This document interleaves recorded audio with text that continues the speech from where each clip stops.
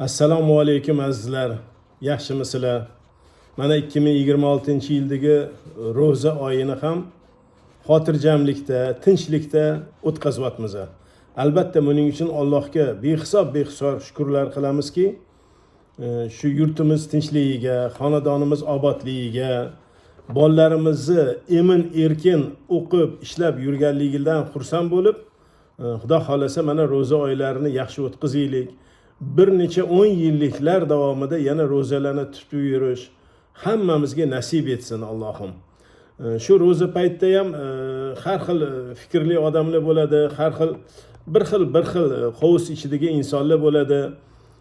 Shu yerda bir kitob o'qib turib, ozarbayjonlikni bir she'ri bor ekan, shu ozarbayjonlikni she'rini o'qib sizlar bilan bir baham ko'ray dedim. Ma'nosi nihoyatda chuqur ma'noga ega bo'lgan she'r bo'lganligi uchun shuni sizlarga o'qib bermoqchiman. Marhamat, eshitinglar. Ne ma'nosi bor? Marhamat tuyg'usi senda yo'q bo'lsa, tutgan ro'zangni ne ma'nosi bor? Uyingda miskinga taom yo'q bo'lsa, bir oy och qolganing ne ma'nosi bor? Agar tarozudan ayirib qolsang, tiling zahar kabi yurak og'ritsa, qo'ling pora olib poralar bersa, o'qigan namozingni ne ma'nosi bor?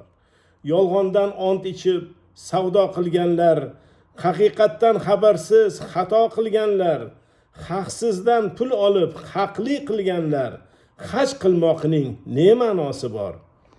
Harom pullari bilan villa qurganlar, yetimning haqqini bilib yeganlar, tuhmat bilan kimningdir baxtsiz qilganlar, o'lganda yosinning ne ma'nosi bor?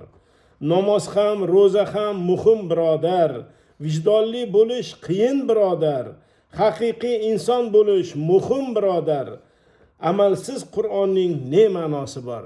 Rahmat, salomat bo'linglar, yaxshi kutib olaylik, yaxshi o'tkazib olaylik ro'za oylarini. Rahmat.